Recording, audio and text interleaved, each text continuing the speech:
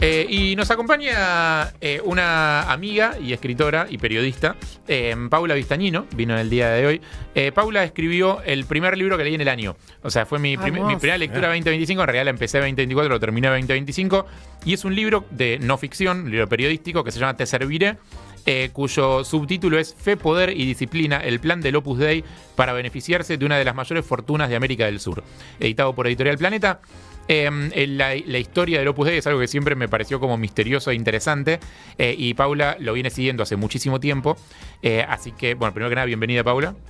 Muchas gracias por la invitación, muy contenta. Y segundo, voy a tratar de organizar esto, porque yo leí el libro y vengo con mucha curiosidad y mucha información del libro, pero voy a tratar de organizarlo para que se entienda bien de alguien que no tiene ni puta idea, capaz que lo escuchó nombrar porque se habla como del Opus, como algo que está ahí. Digo, pero vamos a tratar de organizarlo como de mayor a menor. Digo, ¿qué es el Opus Dei? Sí, se habla como algo que está en las sombras, que no se sabe bien qué es y demás. Lo más claro es empezar por decir que es una institución que está lejos de estar en las sombras porque está completamente legitimada por la Iglesia Católica, pertenece a la Iglesia Católica desde hace décadas, tiene casi 100 años, es una institución muy nueva dentro de la Iglesia, además, y en términos estrictos... Claro, el tiempo de Iglesia Católica 100 años no es tanto. Claro, es muy nueva y sin embargo tiene como prácticas que parecen que vienen de la Edad Media, supongamos, o del comienzo. Y además ellos creen que son como la vanguardia de la Iglesia Católica y quizás eso es lo más loco en el sentido de decir, son una institución muy nueva. Una de las instituciones llamadas neoconservadoras, que la Iglesia Católica tiene varias. Claro, vanguardia no en términos de progresivo, uno se imagina vanguardia como algo reformista. Digo, pero en realidad esto es como más todo lo contrario. Bueno, reformista con aires restauradores. O sea, reformista para atrás. Quieren reformar la Edad Media. Claro. Sí, la contrarreforma sería exactamente. Claro. En ese sentido. ¿Qué características tienen que los hace especiales o distintos? ¿Por qué hablamos de ellos? Tienen una jerarquía, sí, tienen mucho poder que viene particularmente de su forma de construcción de poder, pero además viene de tener un lugar de privilegio dentro de la Iglesia Católica, que ahora el Papa Francisco, y después si querés hablamos de eso, les está recortando y entonces hay muchas cuestiones que les están limando y por eso están muy enojados en este momento toda la institución. Pero particularmente lo que tienen es esto, es una prelatura personal, que es una figura única en la Iglesia Católica, que no la tiene nadie más, que se las dio Juan Pablo II, porque el Opus Dei fue un gran aliado de Juan Pablo II en la lucha contra el comunismo en el mundo. El Opus Dei ya estaba expandido, sobre todo en América Latina, pero en muchísimos países. Y en una época en la que todavía existía la Unión Soviética. Funcionó, claro. O sea, la guerra era entre capitalismo y comunismo. El Opus Dei llegó a América Latina en la década del 50, principios de la década del 50. Y empezó a instalarse y empezó a lograr poder en la década del 60. Entonces, en ese momento, el Opus Dei, antes de Juan Pablo II, ya empezó a funcionar como aliado, digamos, de... muchas veces de la persecución inclusive de otros miembros y congregaciones de la Iglesia Católica. Pero para cerrarlo ahí, es una institución entonces que la particularidad, además de ser nueva, además de tener una figura única que le permite expandirse por el mundo sin rendir cuentas prácticamente, porque ellos no responden a la organización de la Iglesia, no responden a los obispos, a lo que es la organización territorial de la Iglesia, solo responden al Papa directamente. Eso les permitió expandirse y funcionar de alguna manera con autonomía respecto de las reglas generales de la Iglesia Católica. Perdón, ¿esto que decías? Sí. No, solo para entender, vos dijiste la pasada, es una prelatura personal, o sea, no sé, para traducir, porque hay muchísimos curas y muchísimos integrantes de la Iglesia Católica, hay un cura, hay un grupo de curas que dicen, che, nosotros queremos hacer una orden propia, no sé, ¿cómo es esto de que son parte, pero que de golpe son autónomos? Que a alguien lo crea y le dicen, sí, ok, metele. ¿Por qué no hay más organizaciones como esta? Porque no tuvieron el poder de lobby dentro de... ¿Cómo es? Sí, no tuvieron el poder de lobby dentro de la Iglesia Católica para conseguir que les dieran eso, que sí fue lo que logró el Opus Dei, no es que otros no los hayan querido. La particularidad es esta, que para más o menos resolverlo, la prelatura personal, y por eso personal, hace que el Opus Dei, donde se quiera instalar, pueda funcionar sin rendir cuentas a la organización geográfica. Es decir, acá se instala el Opus Dei en Buenos Aires y no tiene que ir a hablar con el arzobispo de Buenos Aires para contarle qué está haciendo, como si quizás si se instala cualquier otra congregación u orden. Igual hasta acá es una interna dentro de una religión. ¿Por qué nos importa? Ahí va. Eso, yo decía, en términos formales, el Opus Dei es eso. Eso le da una autonomía, el no rendir cuentas y demás, una cantidad de privilegios. Y después, en su funcionamiento, yo apelo siempre a una definición de una ex numeraria del Opus Dei, que si quieren después cuento qué es un numerario, que estuvo más de 30 años, Argentina, y que ella, para mí, dio la mejor definición, que dijo, es una mezcla de partido político con multinacional y con secta. O sea, hay plata, hay religión y hay vocación de poder. O sea, se meten en esferas del poder donde sí afectan la vida de todos los argentinos, más allá de que sean católicos o no, digamos. Tienen en esta idea restauradora de la que hablábamos. En el mundo, sí, están en 68 países en este momento. El Opus Dei está en 68 países, en toda América Latina prácticamente. Pero sí, su idea es la de que la religión vuelva a ser parte del Estado, que vuelva a penetrar todos los ámbitos de la vida social, civil, y entonces que vos no tengas que ir, bueno, ahora voy a misa, después vuelvo a casa y hago otra cosa, en la escuela me dicen otra cosa, no. Si la iglesia logra, o sea, si la religión logra volver a los lugares en los que estuvo y en los que perdió poder, la religión va a estar presente todo el tiempo. Y eso es lo que ellos quieren, que todos y todas pongamos, digamos, a Cristo en la cúspide de nuestras actividades. ¿Puedo hacerte una pregunta? Yo vengo de una formación católica, vengo de un lugar muy católico, y de una comunidad Opus Dei muy grande. Yo soy de Bellavista. Yo también. ¿Vos también? Sí. Ah, mira vos. Claro, bueno, Bellavista es capital, sí, ¿no? Del Opus. Tengo entendido que sí. Todo, por eso. Mirá, estoy acá. Mirá vos. Y te hago una pregunta, porque yo nunca fui muy católica, ni mi familia es muy católica, simplemente tengo una formación católica por los colegios a los que fui. Jesús, María. Ajá. Un poco en ese orden. En ese orden. No, y un poco en mi... soy como verdaderamente muy ignorante del Opus Dei en general, pero por lo menos donde yo nací y me crié, ser del Opus era como la gente que era como muy extrema en su conservadurismo católico, digamos, pero en lo concreto, ¿quién es miembro del Opus Dei? O sea, porque en mi fantasía quedó como, es del Opus alguien que es como muy conservador. Claro, en su catolicismo. Se dice como forma de decir, más allá de que sea o no sea del Opus. Exacto, era como que tiene muchos hijos. El que tenía muchos hijos, el que era muy católico, el que tenía como un estilo de vida de un catolicismo muy extremo. Pero en lo concreto, ¿quién es miembro del Opus Dei de esto que estás contando? Sí, hay muchas, como decía antes, muchas organizaciones muy conservadoras dentro de la Iglesia Católica y movimientos y demás. Ser del Opus Dei es una cosa muy particular. Eso es habitual. Digo, en Bellavista era un clásico, este es del Opus Dei, este es del Opus Dei, simplemente porque tenían muchos hijos o porque iban a determinados colegios y demás. A ver, ¿quién es del Opus Dei? ¿Quién puede ser del Opus Dei? Te puedo decir yo. El Opus Dei busca a sus miembros. O sea, no puede ser del Opus Dei cualquier persona que quiera ser del Opus Dei. No lleva un CV. Salvo que tengas algo para ofrecer, digamos, en algún sentido, ¿no? Pero en general el Opus Dei lo que hizo a partir de que se instaló fue seleccionar de alguna manera a sus miembros, acercarse a determinados círculos y a determinadas familias que les interesaban. Al comienzo era más por invitaciones, digamos, como presentaciones en sociedad y demás. Y después hay personas que pueden, pero no es que vos podés ir y golpear la puerta. De hecho, yo te pregunto, vos vivís en Bellavista, sos de Bellavista, yo también. Hay muchos lugares del Opus Dei en Bellavista. ¿Los conocés? No. ¿Podés ir a golpear la puerta de alguno? Es que no sé dónde...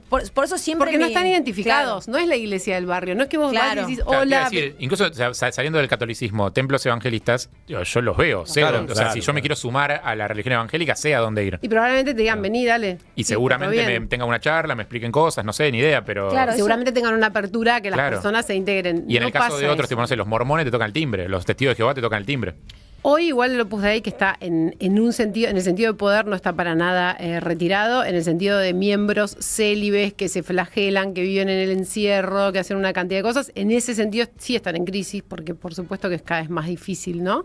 Que haya personas que estén dispuestas a hacer esa vida. En los 80, en los 70, 80, 90 fue bastante común, entonces hoy pueden estar un poco más abiertos. No digo que te van a aceptar, digo que si vas y golpeas la puerta van a decir vení. Pero ser del Opus no es que vos tenés que llenar una ficha de afiliación. O no sé. No es exactamente eso, pero vos asumís una cantidad de compromisos que incluso para los miembros célibes, es decir, estos que viven en el encierro, como yo decía, y los miembros no célibes, que son los que forman familias numerosas, y que hay gente de muchísimo poder, que podemos ver, de los dos tipos de miembros podemos verlos en lugares públicos muchas veces, tienen compromisos. En el caso de los célibes entregan su herencia, su dinero completo, su salario, viven en casas del Opus Dei. Los demás igual entregan una suma mensual que equivale a lo mismo que uno gasta en un hijo, como una fórmula, pero si querés poner más podés. Entonces, sí, tenés compromisos espirituales, prácticas que tenés que seguir, tenés una dirección espiritual de un sacerdote y laicos en general, numerarios que te hacen un seguimiento espiritual, tenés que poner dinero y tenés que participar de una cantidad de actividades, además de participar de esta otra parte, por eso yo decía una mezcla de secta con partido político, con multinacional, que es de participar de lo que sería una especie de corporación, en algún sentido. Eso también tiene una división, comunicación, comunicadores, sí. Porque eso es muy interesante. Bien periodistas. Claro, ahí va, a eso, porque creo que el rumor en un montón de pasillos es este es del Opus, por ahí. Yo estoy esperando el momento de la nota donde vamos a ir a los apellidos. Claro. No, es que ahora un rato nos vamos a meter en el libro en sí. O sea, esto para que se entienda, esta es la punta del iceberg del libro, porque yo traté de arrancar por acá, porque si no, si empezamos a hablar del libro directo y nadie sabe qué es el Opus Dei, porque hay una cosa de lo que dice Ari que es verdad, que es, vos decís, hay periodistas, sí, hay políticos, sí, hay médicos, sí, hay jueces, sí, todo eso sí, pero nadie está identificado. Claro. Vos en otras religiones. Les voy a dar una respuesta que no es la mejor. Pero en otras religiones sabés quién forma parte de qué, quién está afiliado con quién. Bueno, acá es más difícil. Esa es la idea esencial del Opus Dei. ¿De qué se trata? Desde sus estatutos primeros, que fueron en la década del 30, nació en 1928, el Opus, esos estatutos dicen la obra pasa oculta. La obra es el Opus. La obra, sí, claro. Que Opus Dei significa obra de Dios en latín. Quienes son miembros del Opus Dei lo llaman la obra, no dicen jamás el Opus, dicen la obra, soy de la obra, le estás haciendo daño a la obra, me dicen. Y estas cosas. A vos te dicen mucho eso, ¿no? Sí. Y me enteré que también rezan por mí, por mi alma. Mirá. Bueno, por ahí rezan y para que se venda el libro, y no sabes el impulso del rezo. Claro. O sea, después Dios interpreta. Claro. ¿Qué sé yo? Después se ve. La obra pasó oculta. Los socios, porque en ese momento José María Escrivá de Balaguer, fundador de Opus Dei, del que hay un monumento en Bellavista, no sé si lo viste, Senador Morón y Francia, en la esquina, había una placa de bronce y Joaquín de la Torre le hizo un tríptico. Ahora hay una foto, una oración. Sí, y también la placa de bronce, pero cada vez es más grande. Se puede dar la confirmación de que todos decimos los de la Torre o Joaquín de la Torre es un político del Opus. De la obra. O querría ser. Ya tenés tu primer apellido, Jaime, te felicito. Tengo para confirmar, tengo empresarios, tengo ganas de tirar acá a la parrilla. Bueno, algunos podemos charlar acá y después otros. Joaquín de la Torre dice, cuando las veces que le preguntaban, yo se lo pregunté, no me lo contestó, las veces que una vez dijo que él no era, lo que yo, viviendo en Bellavista y habiéndome dedicado a estudiar el Opus Dei, lo que puedo decir es que Joaquín de la Torre, cuando gobernó en San Miguel, gobernó con el Opus Dei. Porque hay una otra parte, vos podés no ser este tipo de miembro que yo digo, que firma cosas, de alguna manera, por decirlo en general, no es que firmes, pero sí, bueno, firmas un testamento, firmas cosas, puede no ser, pero puede ser un cuadro del Opus Dei. Claro. Pero el que es del Opus Dei dice que es del Opus Dei. No. Por esto que yo decía. La obra pasa oculta. Pero no lo dicen. Claro. La obra pasa oculta. Los socios, que es como Escrivá de Balaguer les decía en el comienzo, los socios del Opus Dei nunca deben decir a extraños que pertenecen a la obra en ningún momento. ¿Por qué? Porque de lo que se trata justamente es de que vos, cuando tengas un diputado, no sé, defendiendo, ahora supongamos que quieran volver atrás la ley de aborto en Argentina, y vos tengas un diputado, una diputada defendiendo esa idea, que esa persona no se identifique como en su momento hubo una diputada evangelista que decía, bueno, yo que voy a hablar en nombre de Dios y porque yo soy evangélica, sino que esas personas hablen desde el lugar de ciudadanos laicos, comunes, laicos, y ellos jurídicamente son laicos, porque esas categorías que tienen, el Opus Dei tiene solo un 2% en la cumbre de religiosos, curas, no hay monjes. Claro. Todos los demás son miembros laicos. Esa laicidad hace que puedan ocupar absolutamente cualquier cargo en la sociedad civil. Otra vez, ser diputados, ser jueces, o sea, no hay un sacerdote siendo juez, no hay un sacerdote sentado en el Congreso de la Nación. Sí puede haber numerarios y numerarias en esos lugares, votando y hablando desde un lugar no religioso. ¿Qué son numerarios y numerarias? ¿Qué es eso? Son los miembros del Opus Porque Dei. uno piensa, me decís numerario, Sí. pienso en contadores. No Claro. sé. ¿Viste? Esa, yo les decía, hay una cúpula de religiosos muy chiquita, que es como Sí. la que manda en Roma. Ellos tienen como una especie de Vaticano Ahora, paralelo. perdón, sin abrir otro tema, pero me quedo pensando. Pero abriendo otro tema. No, pero el Opus es un grupo de gente que tiene una creencia, que tienen un bambo extremo hacia un lado, tratando de hacer lobby sobre el Estado. Yo ese comportamiento lo puedo reconocer en, no sé, en una parte de la comunidad judía, en una parte de la comunidad árabe, gente con poder de una determinada religión, que para mí tiene una forma de vida extrema en una creencia, y que tratan de hacer lobby para que el Estado les o dé un negocio o cambie una ley. Estoy tratando de razonar que además estos, vos decís, quieren restaurar una forma de vida que excede a los católicos. Por eso también le damos mucha pelota. Claro, porque en realidad eso, a propósito del libro, cuando viajé para ver la causa judicial, que es la historia de esta familia en el libro, entrevisté a uno de los uruguayos de las familias más ricas de Uruguay. Uruguay es un país laico.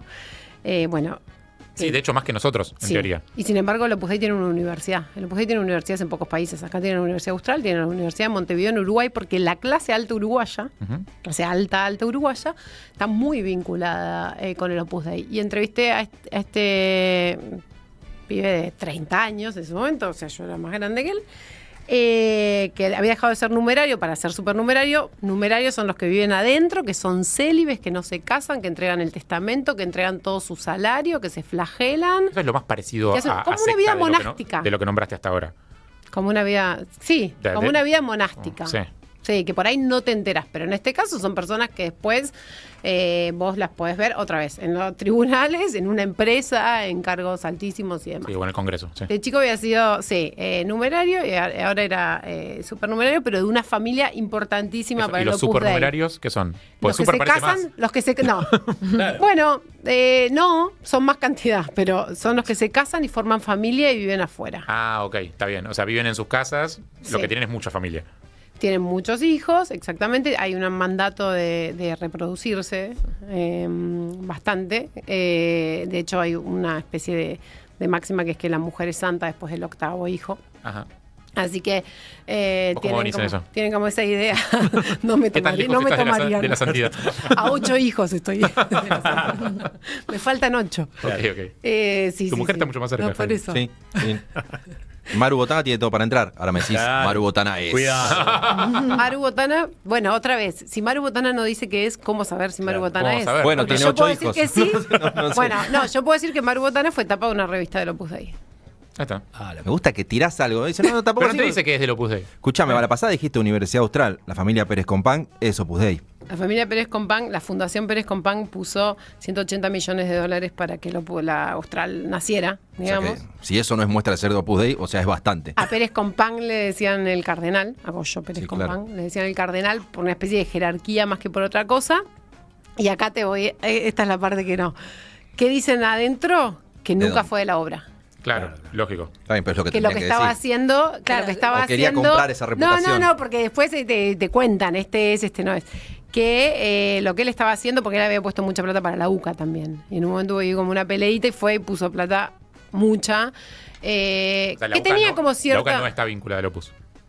No, Ok. desde lo Más allá institucional. de que tenga gente, Y no el- importa, pero y la al Opus institución Dei no. hay que pensarlo, y ahí sí en estos términos como una especie de empresa o de organización, Ujú. en que son el Opus Dei, concretamente, que es una cantidad de asociaciones civiles. Ujú. En este caso yo llegué a identificar 20, que son dueñas de una cantidad de instituciones, de propiedades, de empresas y demás. O sea, nada está a nombre del Opus. Nada está a nombre del Opus Dei, vos no podés llegar al Opus Dei, y esas asociaciones civiles, por ejemplo, una que se llama ACES, Asociación Civil de Estudios Superiores, es la dueña de la Universidad Austral. ABDES, Asociación de Promoción del Deporte y la Educación, es la dueña de los 21 colegios que tiene el Opus Dei en la Argentina. Ok. Es como una organización de ese... Entonces, ahora que tenemos más o menos una idea Sí. muy por encima, nos podemos meter muy en el fondo, Mirá, pero una cosa, Es el muy uruguayo interesante. que entrevisté Ah, de sí. familia del Opus Dei y Eso, demás, cuando sí. yo le dije, ¿qué quieren? Él me dijo, cuando vos considerás que tenés la verdad, o sea, una verdad, pero la verdad, ¿qué querés? Gobernar y que la gente viva como a vos te parece que tiene que vivir. Y en ese sentido el Opus Dei tiene una metáfora que es la de una montaña, la sociedad como una montaña, y que ellos son o tienen que ocupar la cumbre y derretir la nieve. No les interesa, o sea, ellos tienen que, o sea, sus ideas son las que tienen que bajar luego, o sea, derramar, jamás van a ir a organizar las bases, no les interesan las bases. Claro. Les interesan las bases en términos clasistas, completamente. Derrame, claro. Sí, completamente. Sí, claro. No, pero es muy bueno pensarlos desde el catolicismo. Los curas del tercer mundo le van a hablar a las bases de una cosa y desde arriba le derriten la nieve que dice otra cosa y en el medio no sé qué. Claro. Les imponen, desde arriba, Claro, les imponen, ni siquiera es como una idea de convicción, es la idea de yo desde arriba porque soy... Igual son dos concepciones distintas del poder, está claro. Absolutamente, y yo digo vanguardia porque siempre digo que es como la vanguardia, ellos creen que son la vanguardia iluminada y de hecho internamente dicen que ellos brillan con luz distinta. Muchas veces. Sí, y claro. les dicen a las personas que cuando salgan a la calle las van a mirar distinto porque ellos tienen luz propia. Entonces, ahora que más o menos tenemos una idea, por más que nos podemos meter mucho más en el fondo, tenemos más o menos una idea de qué es el Opus Dei, cómo funciona, etcétera. Te pregunto por el libro, o sea, ¿de dónde viene? ¿Qué es? ¿Es una explicación del Opus Dei o de una historia particular del Opus Dei? Yo estuve muchos años entrevistando personas que habían salido del Opus Dei porque arranqué queriendo entrevistar a la gente del Opus Dei y me dijeron que no. Entonces ahí empecé a buscar a los que se habían ido. Cuando en un momento, cuando Bergoglio llega a Roma y yo con toda esta información que uno tiene ya por crecer en Bellavista, ya venís con mucha información, ahí empecé a entrevistar a un montón de personas. Junté mucha información y en un momento publiqué una nota muy larga. Me faltaba documentación, era más testimonial la nota, ¿no? Por supuesto todo chequeado, pero era como difícil encontrar eso. Era además una nota con entrevistas a exmiembros, testimonios de exmiembros. Claro, sí, en las que yo más o menos contaba, ya había encontrado algunas asociaciones civiles y estas cuestiones, pero me faltaba como mucho y sin embargo quise publicar. En ese momento alguien me dijo, ¿por qué no haces un libro? Y yo dije, porque porque necesito una historia. Claro. Necesito una historia de alguien. O sea, esto es como todo muy, en términos generales, cómo funciona el Opus. Y a partir de la publicación de esa crónica, fue una crónica larguísima en una revista muy linda uruguaya, me llamaron unos abogados uruguayos y me dijeron, mira, todo lo que vos contás, la nota tenía 25 páginas. El ilustrador, no sabes lo que es esa revista, preciosa. La revista Lento, de La Diaria. Sí. Me llamaron y me dijeron, todo lo que vos contás en esa nota, lo tenemos en una causa judicial. ¿Por qué no venís a verla? ¿La causa judicial de qué? O sea, la causa judicial de la historia de una familia. Porque hasta acá no hay delitos, o sea, hasta acá es una empresa medio rara, medio espuria que funciona ahí medio en las sombras, pero hasta acá no hay delitos. Exactamente. La causa judicial contaba la disputa por una herencia millonaria, una fortuna, podemos decir, una fortuna en Chile, Uruguay, equivalente a la de un Bulgeroni, equivalente a la de un Pérez Compán, ¿no? Y que era una familia del Opus Dei. Bueno, fui a Montevideo a ver esa causa judicial y me encontré con la historia de una familia uruguaya que había hecho mucha guita en Chile, en la minería, que había entrado al Opus Dei en Chile. Cuando el Opus Dei llega allá, una mujer viuda con sus hijos, empiezan a entrar, toda la familia. ¿Es el grupo Lundin? No, ¿es el grupo Lundin de Chile? No, Gianoli. Ah, ok, perdón. Grupo Gianoli. Me encendí, gente. Pará, Jaime. No, porque hay un grupo chileno que está desarrollando. Todo eso está en el libro. Hay varios grupos chilenos que son del Opus Dei igual. Hay un grupo chileno que está desarrollando una mina de cobre en San Juan que se llama José María, en homenaje a José María Escrivá de Balaguer. Bueno, puede ser otra familia del Opus Dei. Se ve que pega mucho minería, guita y Opus Dei. ¿Qué santo de la Iglesia Católica? San José María. Además. Unos cuantos, claro que es santo de la Iglesia. Estamos hablando de todo esto con Paula Vistañino. Qué desorden. Pero estamos hablando con Paula Vistañino, que es autora de Te Serviré, un libro sobre una historia en particular del Opus Dei que ahora estamos desarrollando. La historia de una familia. No, me interesó como periodista poder contar la historia de una familia y poder poner todo eso que yo venía escuchando, un montón de relatos, poder contar en cómo el Opus Dei cuando llega a una familia, atraviesa en sus vínculos familiares, en sus vínculos personales, en su manera, por supuesto, de pensar, de vivir, pero también en la relación más íntima de lo familiar. El Opus Dei se mete en eso, se mete en cómo tenés que educar a tus hijos, en cómo tenés que vincularte con tu marido, en cómo tiene toda una cantidad de reglas y también cómo las atraviesa en la guita. Porque el Opus Dei va a buscar, y eso va deliberadamente a buscar plata y poder con esto que les decía, de lo que me decía este uruguayo, de nosotros queremos gobernar. Ellos tienen una cuestión deliberada de organización, de pasar ocultos, de tener miembros laicos que pueden acceder a lugares de poder, de las cosas con las que bajan línea, de cómo se construyen, de tener una universidad que tiene el único MBA de la Argentina, creo que no sé si lo sigue siendo ahora, digo capaz que alguna puso otro, donde vos podés no rezar la Escribá de Balaguer, inclusive no ser católico, y podés ir a esa universidad y a partir de eso entrás a jugar en una especie de tejido de poder o de liga, esta idea de que ellos te prometen que entras acá y vas por autopista, y lo confirmo, con gente que conozco, amiga, que ha hecho algo, no sé, un máster en justicia penal en la Austral y después es asesor de un organismo internacional. O sea, te pasa eso, lo tenés que pagar, ¿no? Eso. Y empezás a jugar ahí con ellos, y jugar con ellos es entrar en una estructura de poder y conseguir, por supuesto, para vos profesional, individualmente, mejores lugares. Claro. Después, eso tiene su parte, como en toda sociedad, si querés, de conveniencia. Después vos tenés a tipos que vos ubicaste en lugares de poder y hay un vínculo. Ellos son maestros de ese tipo de construcción de poder. Entonces, ese poder tienen en empresas, en la justicia, en los mejores estudios de abogados de Buenos Aires, por supuesto, y del mundo. En la universidad forman cuadros, eligen miembros, es un semillero, pero más allá de que es buena la universidad. Pero con esta persona en particular, con esta historia en particular. Digo, claro, o sea, esta historia en particular. Sí. Digo, ¿por qué elegiste esta historia? O sea, ¿qué tiene de particular esta historia? Bueno, es una familia que me permitió contar la historia del Opus Dei en la Argentina, la llegada del Opus Dei al Cono Sur, cómo se instalaron, cómo construyen poder, cómo se meten, cómo pueden atravesar una estructura millonaria como es la de esta familia, con muchísimas empresas, sociedades, cómo empiezan a meter a sus miembros en los directorios de las empresas, cómo abren sociedades offshore para ir cambiando, porque lo que tiene de buena la historia es que es la historia de una familia muy convencida, que está dentro del Opus Dei, y que en un momento a una la dejan afuera de la familia para quedarse con esa herencia, ¿no? Eso es lo que está en la causa judicial. Y esa es la causa judicial a la que limpiaron, digamos.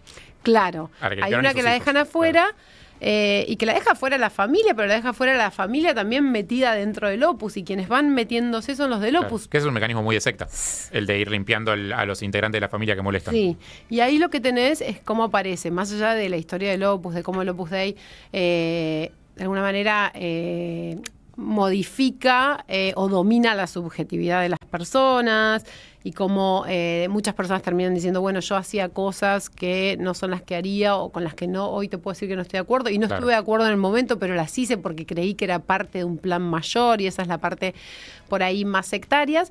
Y después lo que empezás a ver, y lo que a mí me permitió esta historia también, es, además de que aparecen personajes públicos de Uruguay, ¿no?, de acá, es la estructura que tiene el Opus Dei montada, que incluye escribanos, abogados, universidades, psiquiatras, porque hay procesos de psiquiatrización con las personas, y entonces vos encontrás ahí a psiquiatras, o sea... a los problemáticos los mandan ahí con los psiquiatras. Sí, a los que empiezan a hacer demasiadas preguntas. Cuestionadores. Sí, claro. Sí, y de hecho en todos lados existe, por supuesto, personas que fueron internadas, pero en Navarra, que es el origen, digamos, es la casa matriz del Opus Dei, está la Universidad de Navarra, que es la casa matriz. Ahí tenés un buen detector. Vos te fijas, si alguien fue a la Universidad de Navarra a hacer un doctorado, un no sé qué, es buena. Es supernumerario, por lo menos. Ahí no te dejan entrar como en el IAE de la Universidad Austral. No te puedes pagar el... No, en la de Navarra van de todos los países, tienen como su perfeccionamiento allá. Y último, como me estoy quedando sin tiempo, te tengo que decir, en realidad tendría que cortar ya, nuestro coordinador de aire me odia por esto, pero te tengo que hacer una pregunta más, que es una de las partes que más me interesó del libro, es antes hablabas de clasismo y antes hablabas de las bases. Y una de las cosas que explicás muy bien en el libro cómo funciona es el tema del personal doméstico y de servicio de las casas del Opus Dei. Cómo lo van a buscar, a dónde lo van a buscar y cómo funciona. Sí. Que es una cuestión de clasismo completamente, y por supuesto también son mujeres las que buscan, ¿no?, para el servicio doméstico. Mujeres pobres. Mujeres pobres. En Bellavista estaba la escuela de mucamas del Opus Dei, a 8 cuadras de mi casa, no sé de la tuya, y yo tuve una tía que trabajó ahí, entonces lo supe desde la década del 80. ¿Era una forma de decirle o era la escuela de mucamas? No, yo la bauticé la escuela de mucamas del Opus Dei y publiqué de esa manera, pero se llamaba Instituto Integral de Capacitación en Estudios Domésticos. Escuela de mucamas. Totalmente. Chicas del interior y de países limítrofes a las que educaron para ser mucamas, las elegían de esta manera que te digo. Menores, 12, 13, 14 años, las iban a buscar a lugares alejados de las ciudades, rurales y demás, las traían a Bellavista, a esta escuela, y ahí les empezaban a decir que tenían vocación, que Dios les pedía servir, que si no lo hacían su familia iba a ser infeliz, que se iban a morir, una cantidad de cosas horribles. Y lo que hicieron fue tener servicio doméstico gratis para estos miembros que hacen esa vida monástica que yo digo varones, que son jueces, que son empresarios, que son gente de mucha guita.